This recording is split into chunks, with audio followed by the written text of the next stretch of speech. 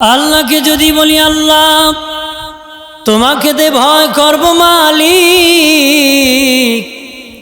তোমার কি লাঠি আছে নাকি গো, তোমার কি অস্ত্র আছে নাকি, তোমার কি সৈন্য আছে নাকি? আল্লাহকে আমার সৈন্য আছে, অস্ত্র আছে, আমার লাঠিও আছে, আমাকে তোমরা ভয় করো। আল্লাহকে আমার সব আছে, সুবহানাল্লাহ বলেন না। দুনিয়ার লাঠি শুধু জিহাদ করে না, সৈন্য যেতে হয়। আপনারা বলেন আপনাদের এলাকার মানুষের তার লাঠি যুদ্ধ করে না, সে নিজেও যেতে হয়। সে নিজ কালি হাতে কি যুদ্ধ করতে পারে না, লাঠিও নিতে হয়, অস্ত্র তার নিতে হয়। তার অস্ত্র একা যুদ্ধ করতে পারে না, সে একা আবার গেলে করতে পারে না, সে নিজেও যাওয়া লাগবে, অস্ত্র নেওয়া লাগবে। আল্লাহকে আমি এমন মালিক, আমার এত ক্ষমতা, আমার অস্ত্র গেলে সৈন্য পাঠাইতে হয় না, সৈন্য পাঠাইলে অস্ত্র পাঠাইতে হয় না রে। আমার অস্ত্র পাঠাইলে শূন্য পাঠাইতে হয় না, শূন্য পাঠাইলে অস্ত্র পাঠাইতে হয়। এই আল্লাহকে ভয় করো, আল্লাহকে ভয় করার মতন ভয় করো। আমি আল্লাহ বাতাস দিয়া জেহাদ করেছি, বাতাস 7 রাত 8 দিন পর্যন্ত জেহাদ করেছে, 7 রাত 8 দিন পর্যন্ত অন্য নবীদের যুগে জেহাদ করেছি। বাতাস এমন বাতাস শুরু হয়েছিল বাবা, ওই গাছগুলা তুলার মতন উড়ে গিয়েছিল, নিচের মাটি উপরে উঠে গিয়েছিল। গাছ যদি তুলার মতন উড়ে যায়, মানুষ কি হয়েছে বলেন? মানুষ সব শেষ হয়েছে। আল্লাহকে বাতাস দিয়ে আমি যুদ্ধ করেছি, লাঠি দিয়া অস্ত্র দিয়ে আমি জেহাদ করেছি, সৈন্য পাঠাইয়া আমি জেহাদ করেছি। শুধু জিব্রিল পাঠাইছি, তার কাছে কোনো অস্ত্র দেই নাই। জিব্রিলকে বলেছি অমুক এলাকার মধ্যে ধ্বংস করে দিতে হবে, কি করবা? আল্লাহ বলেন ওই এলাকার গেইটে দাঁড়াইয়া বিকট আওয়াজ করবা, আওয়াজের ছুটে এলাকার মানুষ হাড়ে ডাক করে মরে যাবে। জিব্রিল খালি একটি আওয়াজ করছে, মানুষ সব টাস করে মরে গেছে। বলেন এখন যে বিকট টাটার আওয়াজ করে মানুষ মরবে না? আল্লাহ যে এত বিকট দেয়, কেউ কি বাঁচতে পারবে না। আল্লাহ যে ইচ্ছা করে যে কাউকে বাঁচায় রাখবো না, বাঁচার সুযোগ আছে? সুযোগ আছে না? ভাগবেন, বাগিয়ে কই যাবেন? আল্লাহ কয় যেখানে বাগবে সেখানেও আমি আল্লাহ আছি। ওহুয়া মাকুম আইনা মা কুনতুম। আল্লাহ কয় তুমি যেখানে, আমি আছি কি সেখানে, ভাগার সুযোগ নাই। চতুর্দিকে আসমান, খুই যাইবে ওসমান। কথা বলেন, ভাগার সুযোগ আছে?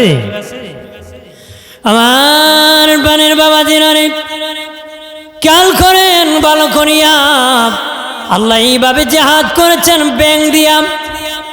বেঈমানেরা চ্যালেঞ্জ করেছে আল্লাহর সাথে যুদ্ধ করবি, জেহাদ করবে। আল্লাহ ব্যাং পাঠাইছে যুদ্ধ করার জন্য। ব্যাং আসিয়া বেঈমানরা যে পাতিল খাবার পাকাইছিল, পাতিলের মধ্যে বসে খাবার খেয়ে ফেলছে। খাবার খাইতে গিয়ে দেখে পাতিল ভরা ব্যাং বসে আছে। বিছানায় ঘুমাইতে যখন গেছে, বিছানার মধ্যে ব্যাং উড়াউড়ি করতেছে। বলেন বাবাজি, যেই জাতির ঘুম নাই, খাওয়ান নাই, ওই জাতি আবার কেমনে যুদ্ধ করবে? হাইরা গেছে এমনি ব্যাঙের সাথে পারে। খেয়াল করেন ভালো করিয়া ও বাবাজি, ও দুস্থ বুজুর্গরা, এই জন্য আল্লাহকে ভয় করো। যে আল্লাহ এত ক্ষমতাশীল, ওই আল্লাহ আল্লাহর হাবিবকে বেশি ভালোবাসেন, মহব্বত করেন। আল্লাহ বলেছেন তোমরা আমার হাবিবের আনুগত্য করো, আমার হাবিবের অনুসরণ করো। আল্লাহ বলেন আমার হাবিব যা চাবে আমি আল্লাহ তাকে তা দান করে দিব। কতটুক দিব? আমার হাবিব যতটুক চাইবে আমি আল্লাহ ততটুক দিব, দিতেই থাকবো। কতটুক দিব? আমার হাবিব যতক্ষণ খুশি হবে না ততক্ষণ পর্যন্ত আমি দিতেই থাকবো। জোরে বলেন সুবহানাল্লাহ। যত নবী আল্লাহ পাঠিয়েছিলেন সব নবীর মুজিজা ছিল। সব নবীর কি? সব নবীর মুজিজা ছিল বাবা। আমাদের নবীরও মুজিজা ছিল, ইব্রাহিম নবীর মুজিজা ছিল, মুসা নবীর মুজিজা ছিল, আদম নবীর মুজিজা ছিল, সব নবীর মুজিজা ছিল, প্রত্যেক নবীর মুজিজা ছিল। বাবাজিরা রে আমার, এক এক নবীর এক একটা মুজিজা ছিল, এক একজন দাউদ নবীর মুজিজা ছিল। উনি লোহা খন্তা বানাতেন, দাও বানাতেন। বাবাজি উনি যখন লোহায় ধরে চাপা মারতেন, লোহা গলে মমের মতন গলে নরম হয়ে যেত। এটা ওনার মুজিজা ছিল। উনি খন্তা বানাতেন, দা বানাতেন। উনি তখন লোহায় ধরে চাপ দিতেন, লোহা গলে মমের মতন গলে নরম হয়ে যেত। যেদিকে চাপ দিতেন সেদিকে যেত। যদি বলতেন দা বানাবো, দা হয়ে যেত। চাপ দিয়ে বানাইতেন, হাত দিয়ে এইভাবে ধরে ধরে।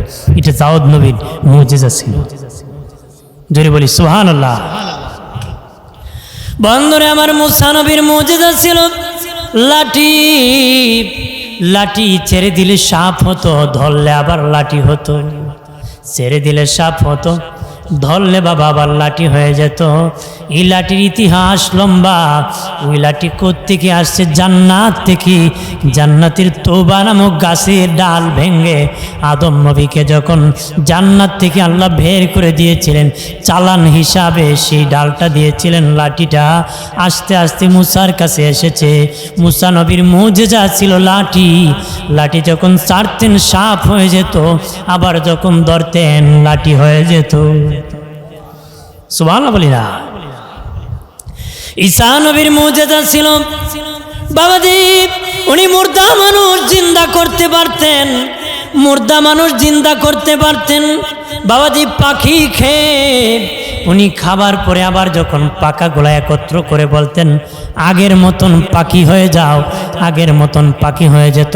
ছাগল খেয়ে বাবা একটা হাড্ডির টুকরা হাতে নিয়ে যাও, বলতেন আগের মতন ছাগল হয়ে যাও, আগের মতন ছাগল হয়ে যেত। হযরত ঈসা নবী একদিন সফরের মধ্যে রওনা করেছিলেন। সফর সঙ্গে একজন ইহুদিকে নিলেন। ভাবলেন ইহুদি হইল কি হবে যদি ভালো হয়ে যায়। থাকতে থাকতে তো ভালো হয়ে যেতে পারে। জেনে রাখেন, সেখান থেকে দেখবেন মুজিজার কত বলবো, লোভে পাপ হয়, পাপে কি হয়? মরণ হয়। এটা আবার বুঝে নেবেন সেই ঘটনার থেকে। ঈসা নবী ইহুদিকে নিয়ে চললেন। বাবাজি 3টা রুটি নিয়ে, সাথে 3টা রুটি নিয়ে বিকালবেলা হযরত ঈসা নবী বললেন ইহুদি রুটিটা বার করো। ব্যাগ থেকে বাহির করিয়া ঈসা নবী একটা খেলেন, ইহুদিকে একটা দিলেন। ঈসা নবী আর একটা রুটি বলেন ইহুদি ব্যাগের ভিতর রেখে দাও, সকালবেলা আমরা খেয়ে ফেলবো দুজন মিলে। ইহুদি মানুষ এক রুটি তার পেট ভরে নাই। রাক্ষস রাক্ষস কথা কনা। আমাদের দেশে এমন আছে না, বেটা নাকি 60টা রুটি খাইলা। কথা কনা। এক হুজুর তুই খাইতে খাইতে একবার উল্টাই লিছে, 17 জাতের হিসাব দিছে, এই খাবো সেই খাবো, বেশি কিছু না, শেষে একটু দই খাবো। কথা কনা। এক এরকম আছে কিনা? জোরে কোন আছে কিনা? বন্ধুরে আমার, হযরত ঈসা নবী ঈসা আলাইহিস সালাম যখন ঘুমিয়ে পড়লেন, তখন ইহুদি ব্যাগ থেকে বাহির করে রুটিটা খেয়ে ফেলল। নবীর ঘুম আমাদের ঘুম এক নয়। নবী ঘুম থেকে দেখছে ইহুদিদের রুটি খেয়ে ফেলছে। সকালবেলা ঘুম থেকে উঠিয়া মুখ ধুয়ে ঈসা নবী বলেন ইহুদি রুটিটা খুই বের করো। ইহুদি এমনি চেইন খুলে ব্যাগের মধ্যে নাড়াচাড়া দেয়। নাড়াচাড়া দিতে দিতে কোনো রুটি তো পাই না গো, রুটি পাইতেছি না। অগনবী রুটি পাইতেছি না। ঈসা নবী কই হিদু রুটি নাই, ও ব্যাগের ভিতর রেখেছি, এখন তো রুটিটা দেখতেছি না, গনবী রুটি তো পাইতেছি না। যেতে যেতে সামনে গেলেন, দেখলেন বিরাট বড় এক নদী। বাবাজি সেখানের মধ্যে কোনো নৌকা নাই, ব্রিজ নাই, পার হবেন। ইহুদি কো নবী কীভাবে এই নদী পার হব? ঈসা নবী বললেন তুমি চক্ষু মুজো, আমি যেইভাবে যাই আমি যেইভাবে তুমি যাইবা। চক্ষু মুছছে ঈসা নবী বললেন আবার চক্ষু খুলো, দেখি ওই পার চলে গেছে। জোরে বলি, বিনা নৌকায় নদী পার হয়ে গেছে। নদী পার হয়ে ঈসা নবী কই ইহুদিরে, যে মালিক আমার আল্লাহ বিনা নৌকায় নদী পার করে দিল, ওই মালিকের কসম কে বল রুটিটা দেখছ নি? ইহুদি কয়, না না নবী, আমি রুটি দেখি নাই। সামনে গেলেন, দেখলেন একটা ছাগলের পাল আছে, মানুষ ছাগল নিয়ে ঘোরাইতেছে। উনি একটা ছাগল নিলেন, জবাই করে গোস্ত পাকালেন, নিজে খাইলেন, পাশের মানুষকে দিলেন, কিছু একটা হাড়ের টুকরা রেখে দিলেন, বলেন ব্যাগের ভিতর রেখে দাও, ব্যাগের ভিতর রেখে দাও। বাবাজি কয়েকদিন পরে ঈসা নবী কয়, ইহুদি ছাগলের গোস্ত খাইবানি? কয়, ভালো হয় খাইলে। এমনি হযরত ঈসা নবী হাড়ের টুকরা হাতে নিয়ে বলে, আগের মতন ছাগল হয়ে যাও। বলতে দেরি, আগের মতন ছাগল হতে দেরি হয় নাই। আরো জোরে বলি, আগের মতন ছাগল হয়ে গেল। এবার ঈসা নবী কয়, ইহুদি, যে খোদা আমাকে এত ক্ষমতা দিয়েছে, হাড্ডির থেকে ছাগল বানাইতে পারে, ওই খোদার কসম কায়াকা রুটিটা দেখছো? এবার ইহুদি কয়, না। ওইবারও ইহুদি কয়, নবী খোদার কসম কে বলে রুটি দেখি নাই। সামনে গেলেন, যে ঈসা নবী 3টা মাটির টুকরা একত্র করলেন, স্তূপ করলেন, 3 টুকরা মাটি করলেন, করে বলেন আল্লাহর হুকুমে 3 টুকরা স্বর্ণ হয়ে যাও। বলতে দেরি, স্বর্ণ হতে দেরি হয় নাই। ইহুদি মানুষ লোভী, বাবা সম্পদের লোভ, ডেকে বলে, নবী এই স্বর্ণ কার গো? নবী বলেন, একটা তোমার, একটা আমার, আর একটা হলো কোনো দিন যদি রুটিটা যে চুরি করেছে তাকে যদি খুঁজে পাই, ওই স্বর্ণের চাক্কাটা তাকে দিয়ে দিব। শুধু এইটা নয়, আমারটা সহ তাকে দান করে দিব। এমনি ইহুদি কো, নবী আমি রুটি চুরি করছি। কি করছে? আমি রুটি চুরি করছি। নবী এমনি তার 3 চাকা দিয়ে একটা, তার নিজের একটা চুরির একটা, নবী যেটা এটা সহ দিয়ে বলেন, বের হয়ে যা, আমার কাছ থেকে চলে যা, তোর মতন লোক আমার কাছে জায়গা নাই। আমরা দেশের বেড়ায় সব সুরসুরটার জায়গা দেয়, কথাক্ষণ ঠিক কিনা? নিজেকে কিছু জানি না, কিন্তু চুরে কয় চুরি কর, আর গৃহস্থের কয় সজাগ থাক।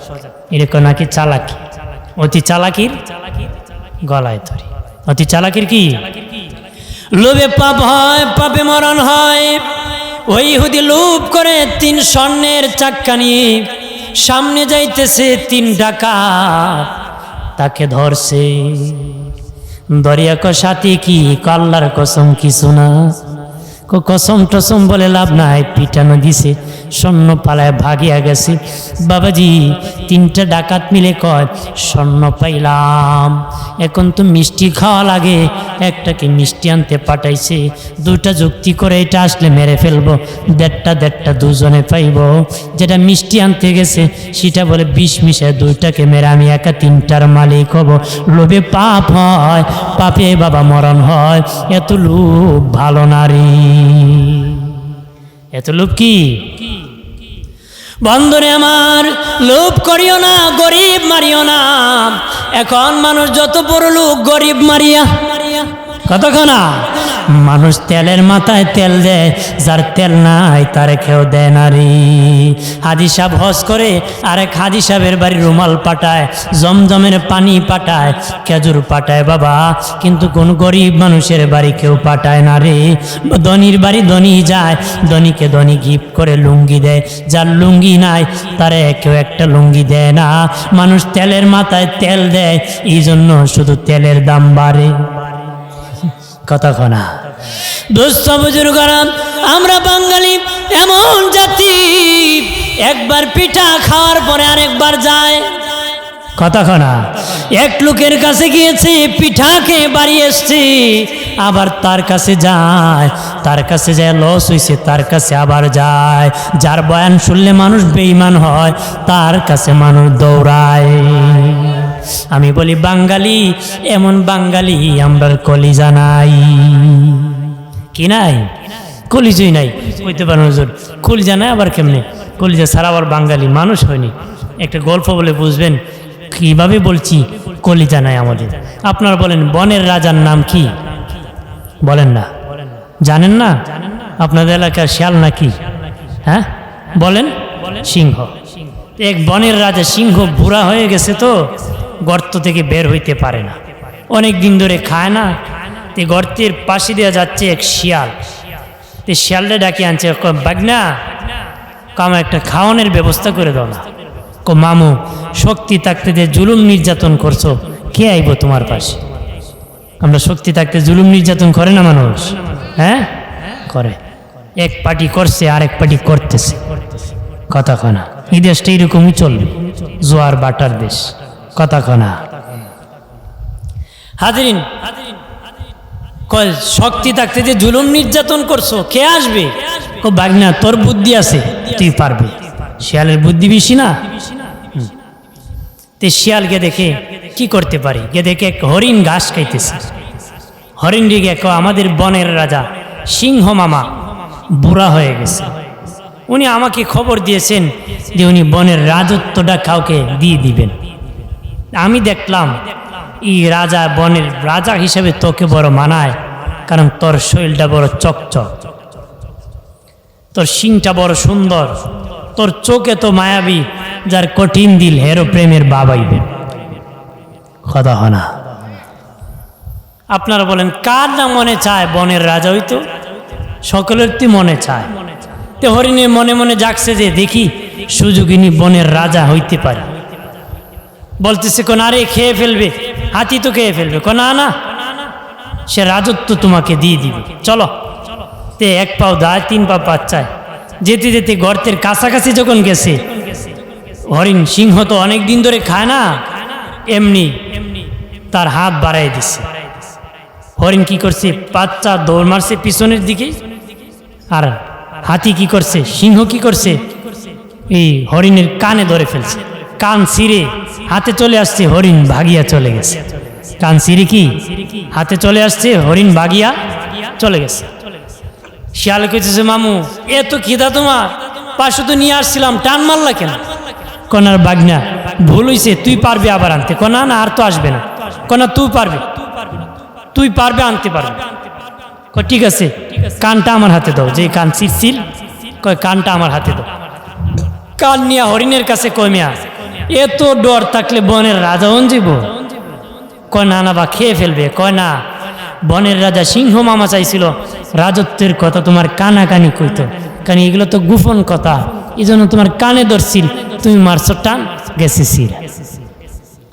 তে হরিণ মনে মনে কয় তুই খাওয়ার ইচ্ছা তো খান তো ফেরত দেওয়ার কথা না, খেয়ে ফেলার কথা। মনে হয় কানাকানি গোপন করার কথা, গোপন কথা করার জন্যই কানে ধরছে। তে যাইতে যেতে কাছাকাছি দিয়ে গেছে, এমনি ধাক্কা দিয়া ভিতরে ঢুকাই দিছে। এমনি সিংহ তার ঘাড় ভেঙে দিয়েছে, রক্ত যাইতেছে। তে সিংহ মনে মনে কয় এখন যদি অন্য কিছু খায়, রক্তটা না খাই তো রক্ত পাবো না, আগে রক্তটা খাই। রক্ত খাওয়া শুরু করছে। বানর কি করছে, শিয়াল কি করছে, গর্তের পারে বসে কয় এত সুন্দর খাওয়ানোর ব্যবস্থা আমি করলাম, আমার তো কিছুই দিত না। কলিজাটা বড় নরম, আমি তাড়াতাড়ি খেয়ে ফেলি। তাড়াতাড়ি কি কলিজাটা খেয়ে ফেলি। সে কি করছে, রক্ত খাইতে খেতে টাস করে, কলিজা তো নরম, খেয়ে মুখটা মুছে গর্তের পারে বসে আসছে। সিংহ রক্ত খেয়ে কলিজা খুঁজতেছে খাইবে, কিন্তু কলিজা তো পায় না। কলিজা কি পায় না। ওই ভাগনা এটার কলিজা কই রে? মামু এটার কলিজা নাই। মামু এটার কলিজা কি নাই? আমি কি নতুন হরিণ খাই রে? কলিজা নাই, তুই আমাকে শিখাবে? ও নতুন না মামু, অন্যটার থাকলো, এটার নাই। ওইখানে এটার কলিজা থাকলে একবার খান ছিঁড়ার পরে দ্বিতীয়বার আপনার কাছে ধরা দিত না। এটা যদি কলিজা থাকতো, একবার তার কান ছিঁড়ে ফেলছো, দ্বিতীয়বার এই লুপ করে আপনার কাছে আসতো। আসলে কলিজাই নেই। আমি বলি আমরা এমন বাঙালি, দুনা খাওয়ার পর আবার ঘুরায়, কথা হয় না। ওই দিন দোকানে চুরি করে ধুনা খাইছে, পিঠে খেয়ে দৌড়াই দিছে, চলে গেছে। কিছুক্ষণ পরে আবার দোকানে হাজির। কয় আবার আসছো কেন? যাওয়ার সময় দেখছি দোকানে লেখা ধন্যবাদ, আবার দেখা হবে। দেখা করতে আসছি। আপনার সুরে বলছে ধন্যবাদ। তা আমরা এমন হয়ে গেছি, বেহায় বেলা যায়। কতক্ষণ ঠিক কিনা? জোরে বলে। রাগ করছেন নাকি? রাখবেন না, রাগ করবেন না। রেগে গেলেন তো হেরে গেলেন। কথা বলেন। গ্রাম দেশে বলে গরম বাতি বিলাই বেজার, হক কথায় হাম্মক বেজার। হক কথায় কি? বন্ধনে আমার সব নবীর এক এক নবীর এক একটা মুজিজা ছিল বাবা, এক এক নবীর এক একটা মুজিজা ছিল। আল্লাহ মুজিজা দান করেছিলেন, এক এক নবীকে এক একটা মুজিজা দিয়েছিলেন। আমার নবীকেও আল্লাহ মুজিজা দিয়েছিলেন। মুজিজা সর্বশ্রেষ্ঠ মুজিজা হলো 30 পারা কোরআন। সর্বশ্রেষ্ঠ মুজিজা কি? যে কোরআন আজও আমাদের মধ্যে আছে, সেটা আমার নবীর মুজিজা। এটা আমার নবীর কি মুজিজা। বন্ধনে আমার খেয়াল করেন ভালো করিয়া, আল্লাহর নবী যখন পৃথিবীতে আসলেন, নবীর আব্বা জান পৃথিবীতে আসার আগে বিদায় হয়ে গেলেন। আম্মা জান 6 বছর বয়সে বিদায় হয়ে গেলেন। নবীর চাচা নবীকে মা খাদিজার বাড়িতে রাকালি পুষ্টে নিয়োগ করে দিয়েছেন। আম্মা জান খাদিজার বাড়ি নবী রাকালি পুষ্টে যখন গেলেন, আস্তে আস্তে আম্মা জান খাদিজা নবীজিকে জিএম বানালেন, ম্যানেজার বানালেন। বানানোর পরে একদিন ডাকিয়া বলে, মোহাম্মদ একটা প্রস্তাব দিতে চাই আপনার কাছে। কি প্রস্তাব? কয় আমি প্রস্তাব দিব, আপনি যদি রাজি থাকেন আমি শোনাইব, না রাজি হলে বুকে চাপা দিয়া ধরে রাখবা, কোনোদিন কারো কাছে বলবা না গো। নবীজি বললেন, খাদিজা বলো রে কি কথা? আম্মা জান হযরতে খাদিজা রাদিয়াল্লাহু তাআলা আনহা বলেন, নবী ওগো মুহাম্মদ, আপনি যদি অনুমতি দেন বাকি জিন্দেগি আপনার খেদমত করে আমি কাটায়া দিব। আরো জোরে বলি। নবীজি বললেন, খাদিজা আমি বলতে পারবো না, আমার গার্জেন আছে, মুরব্বী আছে, আমার চাচা আছে, আমার চাচাকে জিজ্ঞাসা করতে হবে। ও যুবকরা ভালো করে শুনে নাও, নবী আদর্শ শিক্ষা দিয়েছে, নিজে নিজে বিয়ে করিও না। নবীর বাবা নাই, মা নাই, নবীর চাচা আছে। নবী বলেন, আমার চাচা আছে, আমার গার্জেন আছে, চাচার কাছ থেকে অনুমতি নিয়ে আমি বিয়ে করতে হবে। অনুমতি নিয়ে কি বিয়ে করতে হবে? নবী ইচ্ছা করলে বলতে পারতেন বিয়ে করে ফেললাম, রাজি হয়ে গেলাম। কথা বলেন ঠিক কি না? আমার সোনার বাংলার কত ছেলে কত জায়গায় বিয়ে করছে, কথা কয় আছে কি না? জোরে বলে। আজকেও দেখলাম এক 21 বছরের যুবক 42 বছরের নারীরই বিয়ে করছিল বউ তাকে, কিন্তু ফালায়া বাকছে। নারী আসিয়া ওই 21 বছরের যুবকের বাড়ি হাজির হয়ে গেছে। কথা কনা এরকম আছে কি না? অভাব নাই। চালাক, ওই যে ফেসবুক গজবের চালাক হয়েছে আর গলায় ফাঁস লাগে গেছে, মনে করছে পাইব, কই পাইছে, জনমের পাওয়া পাইছে। খেয়াল করেন বন্ধুরা আমার, ও বাবাজি, আল্লাহ নবী চাচার কাছে আসিয়া বলেন, চাচা যেই খাদিজার বাড়িতে রাকালি পুষ্টি দিয়েছিলেন ওই খাদিজা তোমার বাতিজাকে ম্যানেজার বানাইছে। ওই খাদিজা তোমার বাতিজার বিবি হতে, স্বামী হতে চায়। চাচা আপনি কি বলেন? বলেন আমাকে একটু সময় দাও। বাবিয়া বললেন, চাচা আমি রাজি, তুমি বিয়ে করে ফেলো। চাচা দেরি হলো কেন? চাচা ভাবলাম কি করতে পারি, কি করতে পারি। শেষে বাবিয়া দেখলাম চাচা,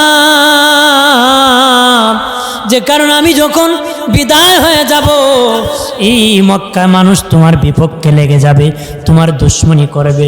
ওই সময় যদি চাচা ওই খাদিজার ধন দৌলত থাকে, তোমার বড় উপকারে আসবে।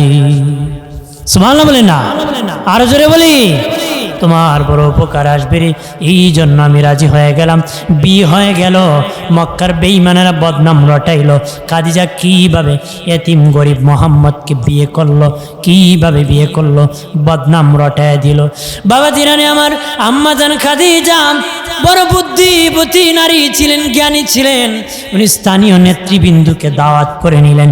দাওয়াত করে বললেন, ও নেতৃবৃন্দু, স্থানীয় নেতৃবৃন্দুরা, আমি শুনেছি তোমরা আমার বিপক্ষে বদনাম রটাইতেছো, আমি এতিম মোহাম্মদকে কেন বিয়ে করলাম? তারা কয়, হা খাদিজা তুমি ভুল করেছ। কোন মক্কার কোন কোটিপতি না তোমাকে বিয়ে করত, কত ধনীরা জমিদাররা তোমাকে বিয়ে করত, না করিয়া তুমি এতিম মোহাম্মদকে বিয়ে করলা, এটা হতে পারে না। আম্মা জান খাদিজা বলেন, হ্যাঁ আমি ভুল করেছি, হ্যাঁ ভুল করেছ। শুনো আমার কয়েকটা জবাব দাও। কয়েক বলো খাদিজা, কি জবাব? আম্মাজান খাদিজা কয়, 1 নম্বর বলো বয়সের দিকে আমি জিতলাম না হারলাম? কহা খাদিজা, বয়সের দিকে তুমি জিতছো। তোমার বয়স 40, মুহাম্মদের বয়স 25। বয়সের দিকে কি জিতছে? তোমার বয়স 40, মুহাম্মদের বয়স 25। 2 নম্বর আম্মাজান খাদিজা বলেন, বলো রে স্থানীয় নেতৃবৃন্দু, বংশের দিকে আমি জিতলাম না হারলাম? তারা বলে, হ্যাঁ খাদিজা, বংশের দিকে তুমি জিতছ। মুহাম্মদের বংশের চেয়ে দামি বংশ আর নাই, এটা হলো শ্রেষ্ঠ বংশ, বংশের দিকে তুমি জিতে গিয়েছ। 3 নম্বর, সুন্দরের দিকে জিতলাম না হারলাম? হ্যাঁ, সুন্দরের দিকে জিতে গিয়েছ। নবী এত সুন্দর ছিলেন, জিবরিল আসিয়া নবীর মাকে বলে, আমেনা, আমার জীবনে কোনোদিন এত সুন্দর পুরুষ দেখি নাই। জোরে বলি না। আল্লাহ বলেন, জিবরিল তুমি এত সুন্দর মানুষ নবী দেখো নাই, আমি আল্লাহ তোমাকে বলতেছি এত সুন্দর করে পৃথিবীতে আমি কোনো মানুষ বানাই নাই, শুধু আমার হাবিবকে বানাইছি, আমার হাবিবকে আমি বানাই দিয়েছি। প্রাণের বাবাজি খেয়াল করেন ভালো করিয়া, আম্মাজান খাদিজা বলেন, সুন্দরের দিকে জিতেছি, বংশের দিকে জিতেছি, বয়সের দিকে জিতছি, 3 দিকে আমি জিতছি, 1 দিকে আমি হেরে গিয়েছি, টাকা পয়সা নাই, আমার স্বামী গরিব। শোনে নাও তোমরা, তোদেরকে সাক্ষী রাখিয়া আমি খাদিজার যত ধন দৌলত আছে আমার স্বামী রহমতের নবীকে আমি দান করে দিছি। এবার তোরা বল, এই মক্কায় ধনীকে ওই খাদিজা দিয়ে দিলে তো মোহাম্মদই ধনী হয়ে যাবে। তো হ্যাঁ, মোহাম্মদকে আমি দিয়ে দিছি। কয় খাদিজা, আগে জানলে তোমার বাড়িতে দাওয়াত খাইতে আসতাম না। আম্মাজান খাদিজা কয়, দাওয়াত খাও, আমি খাদিজা চাই না রে। আপনারা বলেন, মা খাদিজা কয়, গেট আউট, বের হয়ে যাও, দাওয়াত খাইতে খাবার না পাইলে মেজাজ গরম হয়নি। খালি বদনাম কয়, হ্যাঁ, শাস্টলে বসে বসে কয়, খাওয়াইতে পারস না, ওরা দাওয়াত করস কেন? অথচ যে বদনাম গায়ে এর জীবনে কেউ খাওয়াইছে না, ওর জীবনে কি কেউ খাওয়াইছে না, কেলে হারা জীবন বদনাম গায়, খাওয়াইতে পারছে না। গেছলাম দেখছি কি খাওয়াইছে, কথা হয় না, আছে কি না? বন্ধুরে আমার খেয়াল করেন ভালো করেন, আস্তে আস্তে দিনের নবী আম্মাজান খাদিজার কাছে আসতেছেন। আসিয়া বলেন, খাদিজা, আমি কি চেয়েছি তুমি আমাকে তোমার ধন সম্পদ দিয়ে দিতি? আম্মাজান খাদিজা, কোন নবী, এগুলো আমার ধন না, এগুলো আপনার সম্পদ, আপনাকে দিয়েছি। আপনি নূরের নবীর কদম মুবারক যেদিন আমি খাদিজার বাড়িতে লেগেছে, সেদিন থেকে আমি খাদিজা ধনী হয়েছি। এগুলো আপনার কদমের বরকত, আপনার সম্পদ, আপনাকে দিয়ে দিছি। ওই খাদিজাতুল কুবরা, ও এলাকার মা বোনেরা ভালো করে শুনে নাও, আল্লাহর নবীকে সব ধন সম্পদ দান করে দিয়েছিলেন। ইন্তেকাল শরীফের সময় ওসিয়ত করেছিলেন, নবীজি গো, আমার ইন্তেকালের পরে আপনার একটা পুরান জামা দিয়ে কাফন লাগাই দিবেননি? নবী বলেন, খাদিজা, নতুন জামাই দিব, পুরান কেন দিব? ইয়া রাসূলুল্লাহ, না না, নতুন জামা নয়, পুরান জামা দিয়ে কাফন লাগাই দিবা, কারণ কবরে রাখার পরে জি জামা জুব্বা মুবারকে আপনার নূরের বদন মুবারক লেগেছে, আমার এই কাপড়ের উসিলায় কবরের আযাব মাফ হয়ে যাবে। কবরের আযাব কি মাফ হয়েছে। নবীজি বললেন, ঠিক আছে রে খাদিজা, দিয়ে দিব। দাও হলো বাবাজি। আম্মাজান খাদিজা নবীর ওরাত মুবারকে মুস্কি মুস্কি হাসতেছেন। আল্লাহু আকবার বলেন না। নবীজি বলেন, খাদিজা, কি জন্য মুস্কি মুস্কি হাসতেছো রে? কই নবীজি, আমার জীবন সার্থক, ইন্তেকালের সময় এত দামি ওরাত মুবারকে কদম মাথা রেখেছি, তামাম পৃথিবী বিক্রি করলে তার ওরাত মুবারকের মূল্য দেওয়া যাবে না রে। দোষী পরি সাল্লাল্লাহু আলা জোরে সাল্লাল্লাহু সাল্লাল্লাহু আলা মুহাম্মাদ সাল্লাল্লাহু আলাইহি ওয়াসাল্লাম। চাচা হয়ে আবু লাহাব নবীর কালেমা পড়ে নাই, দুজাহানের বাদশা নবী আবু জাহেল মানে নাই। সাল্লাল্লাহু জোরে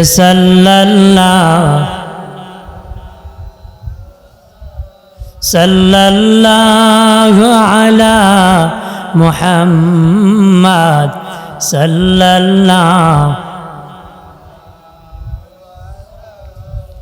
আমার প্রাণের বাবা জিরানি, ওই আম্মা জান খাদিজা বললেন, ইয়া রাসূলুল্লাহ, নবী ইন্তেকালের পরে আমার কবরে প্রথম মাটি আপনি দিবেন।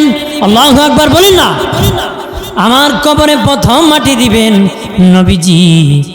আমার ইন্তেকালের পরে কবরের পাশে দাঁড়ায় থাকবেন। নবী বলেন, কেন? আম্মাজান খাদিজা বলেন, আমার ভয় হয় আমি মুনকার নাকি সওয়ালের জবাব দিতে পারবো। নবী বলেন, ঠিক আছে, আমি দাঁড়ায় থাকবো।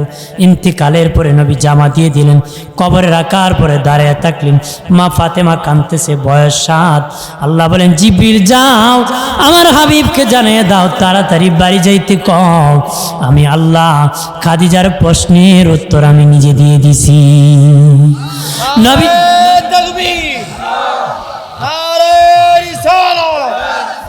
পবিত্র ঈদে মিলাদুন নবী হযরত মাওলানা আব্দুল ওয়াদুদ সিদ্দিকী সাহেব।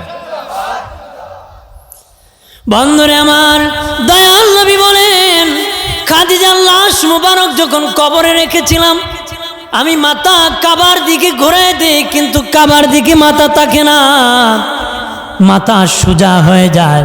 আমি যতবার কাবার দিকে যাই মাথা সোজা হয়ে যায় আসমানের দিকে। আমি ভয় পেয়ে গেলাম, আমার আল্লাহ নাকি খাদিজার প্রতি বেজার হয়ে গেছে নাকি। আল্লাহ জিবরিল পাঠায় বলে দিল, নবীকে বানিয়ে দাও খাদিজার মাথা আমার খাবার দিকে হবে না, খাদিজার মাথা আমি আল্লাহর আরশে আজিমের দিকে চেহারা থাকবে। আরো জোরে বলে। নবী আম্মাজান আয়েশা খাদিজার জন্য যখন দোয়া করতেন একটু গাল ফোলাতেন, গুসা করতেন। নবী বলেন, খবরদার আয়েশা, তুমি গুসা করিও না। তুমি আয়েশা আমার সুখের দিনের বিবি, আমার খাদিজা আমার দুঃখের দিনের বিবি। আমার খাদিজার অগণিত ধন দৌলত যদি আমাকে না দিত, আমি নবী কালেমা প্রচার করতে পারতাম নারী। আরে আয়েশা, আমার খাদিজা যদি না হইতো ফাতেমা হতো না, আর ফাতেমা যদি না হতো ইমাম হাসান হুসেন হতো না, হাসান হুসেন যদি না হতো শহীদে কারবালা হতো না, শহীদে কারবালা না হলে আমার গুনাহগার উম্মতের নাজাত হতো না রে। আম্মা জান আয়েশা বলেন, এরপর থেকে খাদিজার কথা শুনলে আমরাও কান্নাকাটি করতাম। সুবহানাল্লাহ বলবেন না? জোরে বলি না? খারাপ লাগতেছে নাকি? আমি আবার ধারাবাহিক কথা বলি, এক্সট্রা কথা বলি না, সময় ব্যয় করি না। সামনে যাই ভাই বাবাজি, সামনে যেতেছি। আল্লাহ নবীর সম্মান কত জানুনি? আল্লাহ কো আমি সম্মান বাড়িয়ে দিয়েছি। আল্লাহু আকবার বলি না? কত বাড়াইছি? আল্লাহ কো আমি যত জায়গায় আছি আমার হাবিবকে তত জায়গায় রেখেছি। আমি আল্লাহ যত জায়গায় আছি আমার দোস্ত হাবিবকে তত জায়গায় রেখেছি। আল্লাহ কো হাবিব, আমি আল্লাহ সে আজানে আপনাকে রেখেছি আজানে, আমি আল্লাহ একামতে আপনাকে রেখেছি একামতে, আমি আল্লাহ ফজরের নামাজে আপনাকে রেখেছি ফজরের নামাজে, আমি আল্লাহ জোহরের নামাজে আপনাকে রেখেছি জোহরের নামাজে, আমি আল্লাহ আসরের নামাজে আপনাকে রেখেছি আসরের নামাজে, আমি আল্লাহ মাগরিবের নামাজে আপনাকে রেখেছি মাগরিবের নামাজে, আমি আল্লাহ এশার নামাজে আপনাকে রেখেছি এশার নামাজে, আমি আল্লাহ জানাজার নামাজে আপনাকে আপনাকে রেখেছি জানাজার নামাজে, আমি আল্লাহ ঈদের নামাজে আপনাকে রেখেছি ঈদের নামাজে, আমি আল্লাহর নাম কালেমায় আপনার নাম রাখছি কালেমায়, আমি আল্লাহ আছি আরশে আজিমে আপনাকে দাওয়াত করে নিয়েছি আরশে আজিমে। আর জোরে বলি হাবিব আপনি যত জায়গায় আমি তত জায়গায়, আমি যত জায়গায় রব আপনি তত জায়গায় রহমত। আর জোরে বলি ওগো হাবিব আপনি যত জায়গায় আছেন আপনার সম্মান বাড়াইছি, কেমনে বাড়াইছি জানেননি? ওগো হাবিব কেমনে বাড়াইছি? আমি আল্লাহ আপনার মর্যাদা কেমন বাড়াইছি বাবাজি। অন্য নবীরা দুই জায়গায় নামাজ পড়তে পারত, হয়তো তাদের বাসস্থান নতুবা মসজিদ, উম্মত এক জায়গায় মসজিদ ছাড়া দ্বিতীয় কোনো জায়গায় নামাজ পড়তে পারত না। আল্লাহকে কেন পারত না জানুনি? দুনিয়াটা বানাইছি ঠিক, আমি আল্লাহ উদ্বোধন করি নাই। সুবহানাল্লাহ কইতেন না? কোনো কালবার যদি হয়, ব্রিজ যদি হয়, বিল্ডিং যদি হয়, উদ্বোধন হওয়ার আগ পর্যন্ত ব্যবহার করা হয় না রে। যেদিন উদ্বোধন হয় সেদিন ওপেন করা হয়। আল্লাহকে দুনিয়াটা বানাইছি আমি উদ্বোধন করি নাই। এই জন্য আমার হাবিব যেদিন পৃথিবীতে শুভ আগমন করেছে, নূরের কদম লাগার সাথে সাথে মোহাম্মদ নামের নেম প্লেট দিয়ে উদ্বোধন করে তামাম দুনিয়াটা থেকে উদ্বোধন করেছি। আমি আল্লাহ উদ্বোধন করে দুনিয়াটাকে মসজিদ বানিয়ে দিয়েছি। এখন উম্মতি মুহাম্মাদি যেখানে খুশি সেখানে নামাজ পড়তে পারে, যেখানে খুশি কি সেখানে নামাজ পড়তে পারে। নবী যখন মেরাজে গিয়েছেন প্রথম আসমানে দেখলেন কিছু পিলারের মধ্যে ঝিলমিল বাতি জ্বলতেছে। বলেন ভাই জিবরাইল এই বাতি পিলারের মধ্যে ঝিলমিল কেন জ্বলতেছে, এত সুন্দর কেন দেখা যাইতেছে? কই ইয়া রাসূলুল্লাহ যেদিন আপনি পৃথিবীতে শুভ আগমন করেছিলেন সেই দিন নবীর আগমনে খুশি হওয়ার জন্য প্রথম আসমানের ফেরেশতাদেরকে আমার আল্লাহ আলোকিত করে এই পিলারের মধ্যে ঝিলমিল ঝিলমিল বাতি লাগাই দিছে। এইভাবে আল্লাহ বলেন প্রথম আসমান বানাইছি, দ্বিতীয় আসমান বানাইছি, উদ্বোধন করি নাই। তৃতীয় চতুর্থ পঞ্চম ষষ্ঠ সপ্তম আসমান বানাইছি, আরশে আজিম বানাইছি, উদ্বোধন করি নাই।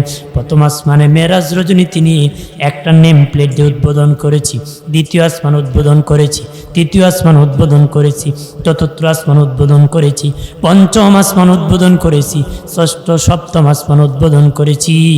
আল্লাহকে আমার হাবিবকে আরশে আজিমে আনিয়া হাবিবুল্লাহ নামের নেম প্লেট দিয়ে আমি আরশে আজিমটা উদ্বোধন করছি। জোরে বলি সুবহানাল্লাহ।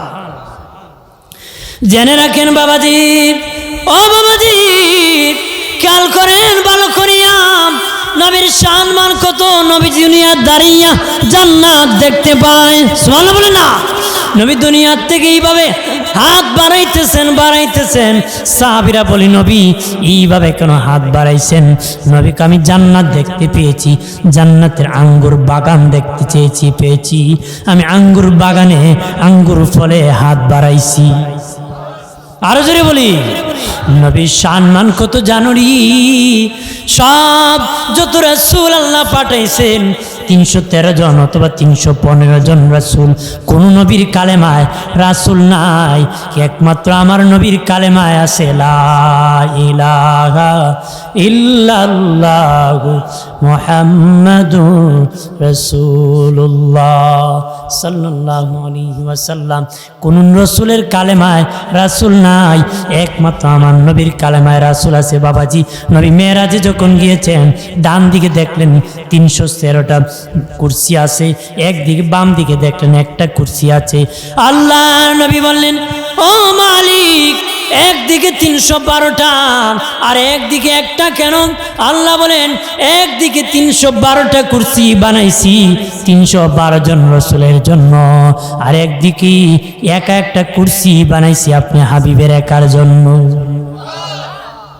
আল্লাহর নবী বললেন, কেন গো তাদেরকে আলাদা বানাইলা, আমাকে কেন আলাদা একা বানাইলা? হাবিব, 312 জন রসুলের কুরসি বানাইছি জান্নাতের উপরে, আর আপনি হাবিবের কুরসি বানাইছি আমি আল্লাহ জাহান্নামের উপরে। নবী ধাঁধা করে চোখের পানি ছেড়ে দিলেন। নবী বলেন, মালিক, সব নবী জাহান্নামের উপরে কুরসি আছে, আমার কুরসি কেন জান্নাতের উপর? সব নবীর কুরসি আছে, আমার কুরসি কেন জাহান্নামের উপর গো? আল্লাহ বলেন, কোন নবী তার উম্মতকে হাসরের ময়দানে কুজে কুজে জাহান্নাম থেকে বের করে জান্নাতে পৌঁছাবে না গো হাবিব। একমাত্র আপনি রাসূলুল্লাহ আপনার উম্মতকে কুজে কুজে শেষ মুহূর্তে জাহান্নামে ঢুকে যাবেন। জাহান্নামে ঢুকে গেলে আপনার সম্মানে এত সম্মান, জাহান্নামটা জান্নাতুল ফেরদাউস হয়ে যাবে।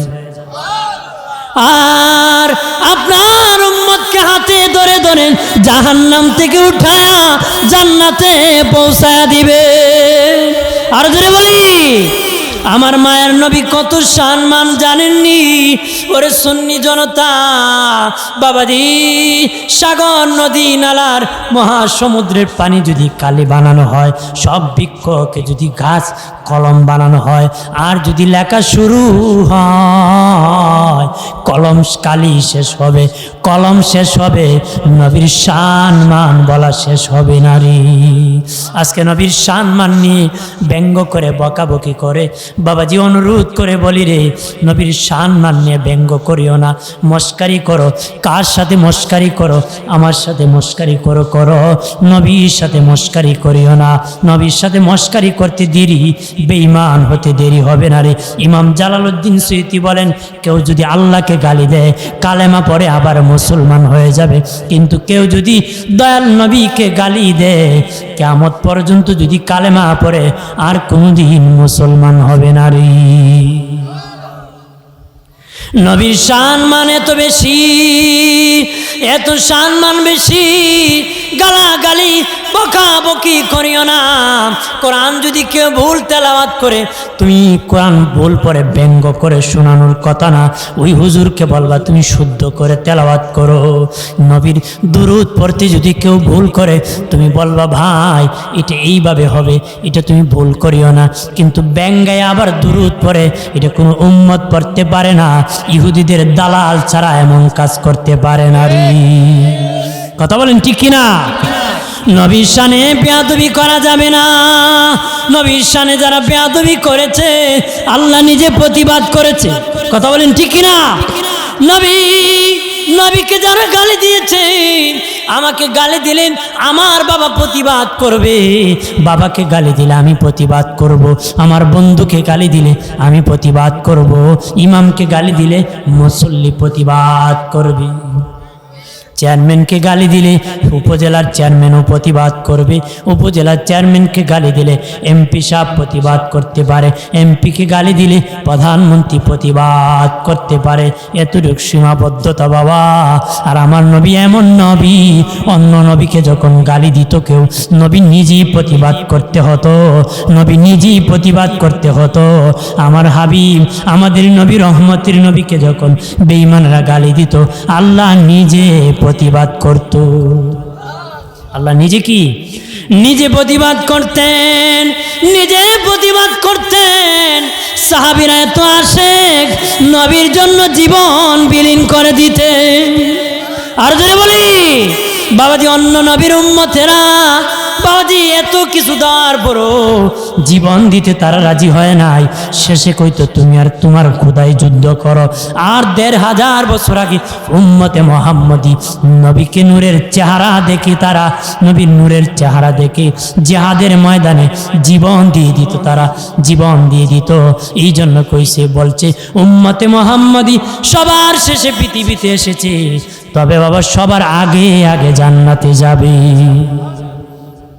সবার আগে কি? সবার আগে আগে জান্নাতে যাবেন। সবার শেষে এসেছি, সবার আগে জান্নাতে যাব। যেমন বাবা কাবের হযরতগণ উদাহরণ দিয়া বলেন, মানুষ যখন রাত্রে ঘুমায়, বলেন সবার শেষে কি ঘুমায়? বলেন তো, সবার শেষে কি ঘুমায়? সব শেষে কান ঘুমায়। দেখবেন বেচারা ঘুমায় গেছে, তার হাত দিয়ে পাকা নাড়তেছে, তার মানে তার হাত ঘুমায় নাই, কিছুক্ষণ পরে পাকা ফেলে দিয়েছে। সকালবেলা ঘুম থেকে উঠে কি না কইস, আমি শুনছি। তুই না ঘুমেছিলে? ঘুমাইলো, কান ঘুমায় নাই। কতক্ষণ সবার শেষে কান ঘুমায়।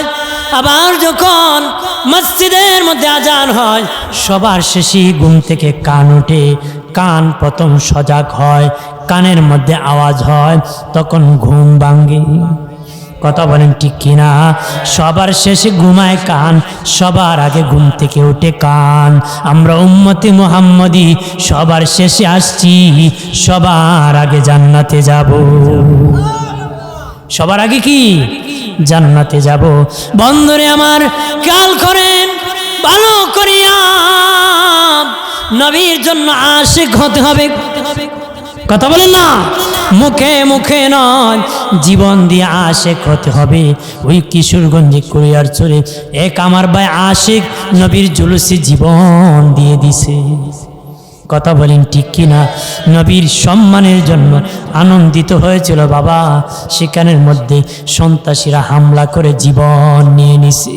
তারা কারা বাবা? যারা মানুষ হত্যা করে, তারা রাজা গৌর গোবিন্দের অনুসারী। কথা বলেন ঠিক কিনা? তারা কারা? যারা ওলি আল্লাহর মাজারে হামলা করে, ওরা তারা। ইয়াজিদ ইমাম হুসাইনের মাথা কাটিয়ে নিয়ে বলেছিল বদরের বদলা নিয়েছে। তারা ওলি আল্লাহর মাজার ভেঙে বলে, কেন তোরা ইসলাম প্রচার করেছিলি? কথা বলেন না। ওই যে বাবা শাহপরানের মাজারে আক্রমণ করা হয়েছে, কেন করেছে? ওরাই করেছে, তারা রাজা গৌর গোবিন্দের অনুসারীরা। কথা বলে না। আক্রমণ করার কারণ খুঁজে পাই না। এরার দুঃখ এটি, ইয়াজিদ ইমাম হুসাইনের মাথা নিয়ে কইছিল বদরের বদলা নিছে। বদরের বদলা বলতে বুঝছেননি, ওই দিন আবু জাহেলের মাথা কাটিয়ে আনা হয়েছিল। আবু জাহেলের পক্ষে নাকি বাবাজি বদলা আনিয়েছে হুসাইনের মাথা কাটতে। আজকে রাজা গৌর গোবিন্দের অনুসারীও মাজার ভাঙতে শাহপরানের যায়। কেন যায় জানো নি? আমার রাজার বাড়ি ভাঙছিলা, এই জন্য শাহপরান তোমার মাজার ভাঙবো। কথা বলেন ঠিক কিনা? ওরা বড় বেঈমান, দাড়ি টুপি আছে, তাকরি হয় না মুসলমান। দাড়ি এজিদেরও আছিল, টুপি, নামাজ পড়েছিল, এজিদের অনুসারী না। কারবালার ময়দানে বাবাজি এইরকম মুসলমান হয় না রে। নবীর আশেক মুসলমান হও, প্রেমিক মুসলমান হও। আশেক মহিলা, মহিলাদের মধ্যে নবীর আশেক উম্মে সুলাইম, নবীর আশেকা মহিলার মধ্যে ওই ইতিহাসের মধ্যে যে কয়েকজন আশেকা মহিলা, এর মধ্যে উম্মে সুলাইম একজন মহিলা ছিলেন বড় আশেকা। নবীর দরবারে গিয়েছে, মানুষ নবীকে হাদিয়া দিতেছে, হাদিয়া দিতেছে, হাদিয়া দিতেছে। বন্ধুরে আমার, খেয়াল করেন ভালো করিয়া। ও বাবাজি, ওই মহিলার সন্তানকে জিহাদের ময়দানের জন্য হাদিয়া হিসাবে নবীকে দিয়ে দিছে। আর জোরে বলি, আনাস রাদিয়াল্লাহু তাআলা আনহু মা দেখতেছে নবীকে, মানুষ কত কিছু উপহার দিতেছে। নবীর বড় আশেক মা বোনেরা, নবীর আশেক হও গো মা। যারা যুবক বন্ধু মুরব্বী বাবাজিরা, নবীর আশেক হও। ওই আনাস রাদিয়াল্লাহু তাআলা আনহুর মা বলে, নবী কতজনের কত কিছু উপহার দিতেছে, আমি আমার সন্তান আনাসকে আপনাকে উপহার দিয়ে দিলাম। মায়ের নবীজি পেটে বহন আমি করেছি, সব যন্ত্রণার কষ্ট আমি করেছি, কিন্তু খেদমত করবে আপনার আমার না গো নবী, খেদমত করবে আপনার। ওই আনাস বলেন 10 বছর খেদমত করেছি নবী, 10 বছর খেদমত করেছি। পৃথিবীর মানুষে আমার নবীর আদর্শ কেমন শুনে না, শুনে না আদর্শ কেমন। ওই 10 বছরের ভিতরে নবী কোনোদিন আমার প্রতি রাগ হয়ে তাকায় নাই, কোনোদিন নবী গুসা হয় নাই, কোনোদিন আমার প্রতি রাগ হয় নাই। 10 বছর আমি খেদমত করেছি। আর তুমি এমন আদর্শ, তোমার খাদিম তো 1 ঘন্টার ভিতরে তুমি 10 বার রাগ হও। কথা না। আর আনাস রাদিয়াল্লাহু তাআলা আনহু বলেন 10 বছর খেদমত করেছি, আমার নবী এত আদর্শের নবী, জীবনে কোনোদিন মেজাজ রাগ করে আমি আনাসের দিকে তাকায় নাই। আমরা সেই নবীর উম্মত, আদর্শে আদর্শিত হতে চাই কি না রে? চাই কিনা? যেরকম চাই কিনা? নবীর প্রেমিক হও। নবীর ভালোবাসা বাবা শুধু জিন্দা প্রকাশ করে নাই, মুর্দাও করছে। আল্লাহু আকবার বলেন না? জিন্দা করে নাই, মুর্দা নবীর ভালোবাসা প্রকাশ করেছে বাবা। আজকে জিন্দা হইয়া পারো না, মুর্দা প্রকাশ করেছে। একজন মহিলা আসিয়া বলে, নবীজি আমার একটা গোলাম কাঠমিস্ত্রি, সুন্দর করে আপনাকে তা আমার গোলাম দিয়ে একটা মেম্বর বানায় দিব। নবীজি বললেন ঠিক আছে, মেম্বর বানায় দাও। ওই মহিলার গোলাম সুন্দর করে মেম্বর বানায় দিছে। মসজিদ নববীতে নবী খুতবা প্রদান করবেন। এতদিন নবী বাবাজি খেজুর গাছে, মরা একটা খেজুর গাছে হেলান দিয়ে খুতবা দিতেন। ওই দিন যখন নতুন মেম্বর এসে গেল, নবীজি নতুন মেম্বরে বসে বললেন, শুরু করলেন যখন খুতবা দেওয়া। নবী সাহাবীরা বলেন, ছোট্ট বাচ্চা যেমনি কাঁদে, পাছন থেকে এমন কান্নার আওয়াজ শুনতেছি। সবাই আশ্চর্য হলেন, কোথ থেকে আওয়াজ আসতেছে? নবীজি বলেন, আমি বুঝতে পেরেছি, আমার উস্তনে হান্নানা ওই মরা খেজুর গাছ কান্না করতেছে। ওই মরা খেজুর গাছ প্রেম ভালোবাসা ছিল, কিন্তু যদি কান্না না করতো প্রেম প্রকাশ পেত না। কান্না করে ভালোবাসা প্রকাশ করেছে, মানুষের মতন কান্না শুরু করছে। এমনি নবী খেজুর গাছকে, কিতাবে এসেছে এইভাবে নবী সিনার মধ্যে জড়ায় ধরছে। নবী জড়ায় ধরিয়া বাবাজি ওই খেজুর গাছের জন্য দোয়া করছে। আর জোরে বলি, ওই খেজুর গাছ নবীর সাথে জান্নাতে থাকবে রে। মরা খেজুর গাছ যদি ভালোবাসা প্রকাশ করিয়া নবীর সাথে জান্নাতে থাকতে পারে। নবী বলেন, মান হাব্বা সুন্নতি ফাকাদ আহাব্বানি ওয়া মান আহাব্বানি কানা মাই ফিল জান্নাহ। যে আমার সুন্নতকে ভালোবাসবে সে যেন আমাকে ভালোবাসলো, যে আমারে ভালোবাসবে সে আমি নবীর সাথে জান্নাতে থাকবে। যে আমার টুপিরে ভালোবাসবে, যে আমার দাড়িরে ভালোবাসবে, যে আমার পাঞ্জাবিকে ভালোবাসবে। আজকে আমাদের দেশে অনেক ভণ্ড মৌলবীর আবির্ভাব হয়েছে। তারা কয় নামাজ পড়তে টুপি লাগে না, নামাজ পড়তে পাঞ্জাবি লাগে না। নবী বলে লাগে, আর উম্মত হয়ে কয় লাগে না। তারা নবীর উম্মত হতে পারে না। কথা বলেন না? নবীর উম্মত যতদিন বেঁচে যাবে ততদিন পর্যন্ত টুপি লাগানোর কথা বলবে, কারণ নবী টুপি লাগানোর কথা বলছে, নবী লাগে না কথা বলে নাই। কথা বলেন ঠিক কিনা? এই জন্য অনুরোধ করে বলি, নবীর টুপিকে ভালোবাসবেন, নবীর পাঞ্জাবিকে ভালোবাসবেন, নবীর সুন্নত মুখে দাড়ি রাখবেন। রাজি আছেন? দাড়িকে ভালোবাসেন। নবীর দাড়িকে যদি ভালোবাসতে পারেন, কবরের আযাব দাড়ির কারণে মাফ হয়ে যেতে পারে। সুবহানাল্লাহ বলে না? দাড়ির কারণে কবরের আযাব মাফ হয়ে যেতে পারে। বাবাজি ওই পাঞ্জাবি পরে দুজকের আগুন হারাম হয়ে যেতে পারে। টুপি মাথায় থাকার কারণে মাথার আযাব থেকে বেঁচে যেতে পারি। কথা বলেন ঠিক কিনা? টুপিটা লাগাইবা, মাহফিলে আসলে টুপিটা পরবা, মসজিদে টুপি লাগাইয়া যাবা বাবাজি, পাঞ্জাবিটা পরবা। যে যে কাজ করেন কাজে হয়তো পাঞ্জাবি না নিতে পারেন, কিন্তু মুসলমান দিন শেষে মুসলমানই যেন ভুলে না যাই, পাঞ্জাবিটা লাগাইবা, নবীর সুন্নত তরিকায় চলাফেরা করবা। খাবার খাইতে বাবা ডান হাত দেয়া খাবার খাবা। মুসলমানের সন্তান চা পান করে বাম হাত দিয়া, পানি খায় বাম হাত দিয়ে। কথা বলেন ঠিক কিনা? যুক্তি দেখায় যে আল্লাহ ডান হাত দিছে ওই আল্লাহ বাম হাত দিছে। কত বড় যুক্তিবাদী! আমিও বলি যে আল্লাহ সামনে ছিদ্রি দিছে ওই আল্লাহ পিছনেও দিছে। কথা হয় না? যে আল্লাহ ডান হাত দিছে ওই আল্লাহ বাম হাত দিছে। যে আল্লাহ সামনে ছিদ্রি দিছে ওই আল্লাহ পিছন ছিদ্রি দিছে।